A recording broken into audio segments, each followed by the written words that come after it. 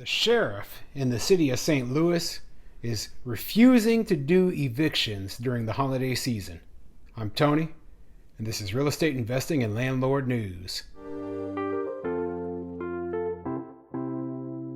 Alright, so I have an interesting article for you today, and it's coming out of St. Louis, Missouri. Okay, so St. Louis is obviously in the state of Missouri, which isn't known as being a very tenant-friendly place, but St. Louis is a very, progressive, left-leaning city. So it's kind of, in between both worlds. And in this city, the sheriff has decided on his own to just not do evictions and not do them during the holiday season, apparently. Okay, so it's really kind of a crazy story. So even if there's a lawful order from a judge that says that this person can be evicted, he's just not going to do it. But before I get into the article, go ahead and hit the like and subscribe button. Maybe leave a comment down below and let me know what you think. Do you think it's a bad move to do an eviction in the middle of the holiday season? I mean, I feel for people, but if we're talking about the gift that keeps on giving, why is the landlord giving away their money to this tenant? I don't really give a crap about whether the tenant is having a bad Christmas or not, because I'm not getting paid, okay? My family can't enjoy Christmas because this tenant is screwing me over. So do your job, sheriff. But let's get into the article and see what it says. This article, it comes from fox2now.com, and it says, St. Louis sheriff halts evictions for the holidays. Homeowners in danger of being evicted are getting a reprieve. St. Louis Sheriff Vernon Betts said his department is temporarily halting evictions ahead of the holidays. In August, the Supreme Court ended the eviction moratorium, meaning thousands of families across the country could be evicted from their homes. With people not being able to work, not having jobs, nor having money, it's been pretty tough on a lot of the citizens of St. Louis and across the country, Betts said.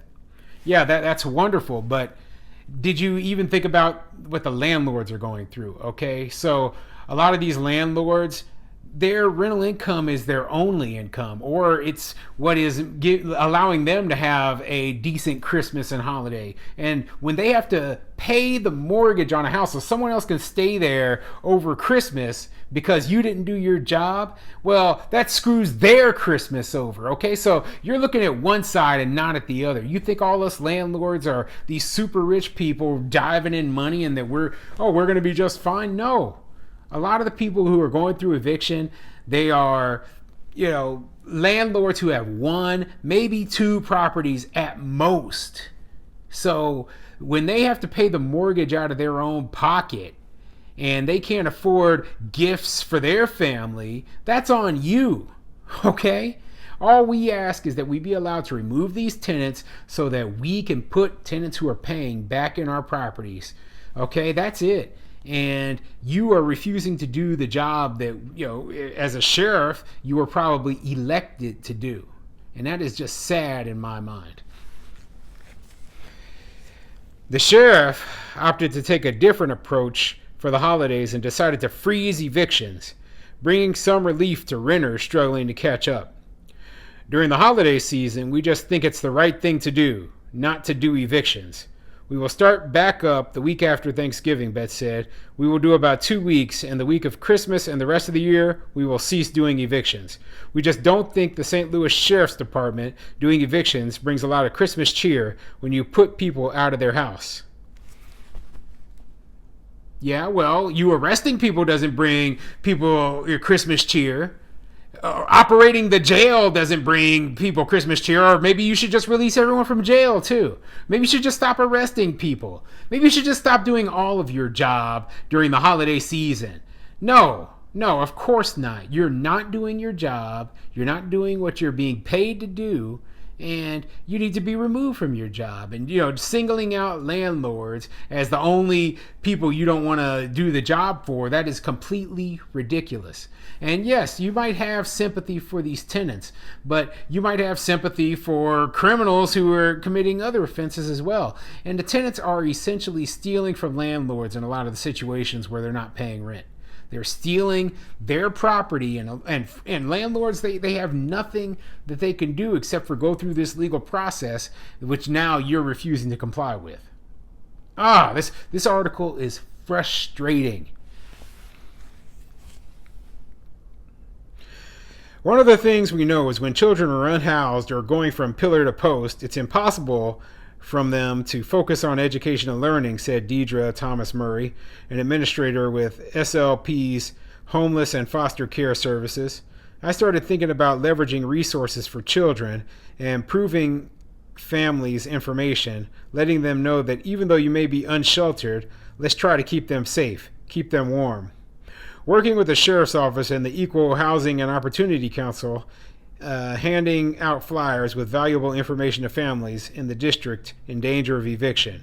We are glad the moratorium is over, but at the same time, we have not seen the influx of evictions because with the job situation being like it is, jobs are available, Betts said. I think people are going back to work and paying their rent. Yeah, and they're not going to see the big influx of evictions that they thought they were going to get. Did they really expect everybody who was facing eviction to just suddenly be kicked out? No. And the reason why that didn't happen was because the landlords were willing to work with people, especially people who were actually making a good effort to actually try to pay the money they owed to the landlords, okay? So if the people were making an effort, the landlords worked with them and they allowed them to stay. Or they realized, hey, the game is over, so they just moved on their own. So a lot of these evictions just didn't have to happen. And now we're sitting here, we're in a situation where we have the sheriff. The sheriff has made up his mind that, hey, I'm not going to be evicting anyone over the holiday season, when that's his job, okay? That's his job. And all I'm asking is for him to do his job. Whatever. You know, I actually own real estate in Missouri, but I'm not in St. Louis, so thank goodness, because I'd be pretty frustrated if I was trying to get rid of a bad tenant right now. But I also have a second article for you today, and it's about a woman who stole a bunch of property from her landlord. You know, bad tenant situation. And I like going over these bad tenant situations because not everybody who watches my videos understands how bad some tenants can be, okay? So this article, it comes from CrossvilleChronicle.com, and it says, woman charged with taking rental home furnishings. And man, sounds like she stole everything. But let's get into it. A landlord discovered furnishings, including smoke detectors, had been stolen from a rental property in the county. Now one person is charged with felony theft in connection with the incident. Kayleen Danielle Luna, 29, 701 Deepwater Road, is charged with one count of theft of property of $1,000 to $10,000 and was placed under $5,000 bond on October 31st. Deputy Rod Jackson wrote in his report that he was contacted by the property owner, Charles Cyber, about the incident involving a rental property on Hunters Lane off Highway 70 North. Cyber told the officer he was in the process of evicting renters when he happened to drive by and noticed it appeared the renters were moving. After the renter moved out, Cyber said he went to check the property and discovered several items were missing. And let's see exactly what was stolen. I mean, they've already mentioned the smoke detectors. I don't know why a tenant would steal smoke detectors from a property unless they were just bitter about being evicted. But let's see what else the article says was taken. It says, Jackson wrote in his report he contacted the renter who said a family member helping her move must have mistakenly taken the items. Cyber reported that he received a text from the woman stating, "I'm sorry about the miscommunication. I'll have your stuff returned by Saturday." Cyber told the deputy nothing was returned to him, and after waiting until Monday, a warrant was signed and Luna was arrested. Reported missing were a couch and a chair, entertainment center, end tables, dining table and chairs, kitchen island, microwave, pots and pans, silverware, dishes, love seat, a closet armoire, and outside chairs. Loss was placed at more than $1,400.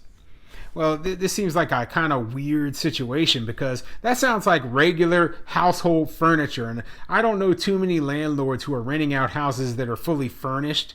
So I guess, I mean, this landlord was renting out a house that was either partially or mostly furnished, and when they moved out they just took all that stuff with them. So yeah, that's a little bit crazy situation. But the thing that caught my eye was them taking them smoke detectors off the walls. So come on, man, you don't need to take a smoke detector with you.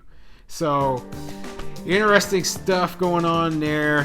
Both these stories are quite interesting, and it's frustrating when you hear all this stuff that's going on with landlords. I read articles like this every single day, and it seems like a lot of landlords just can't catch a break.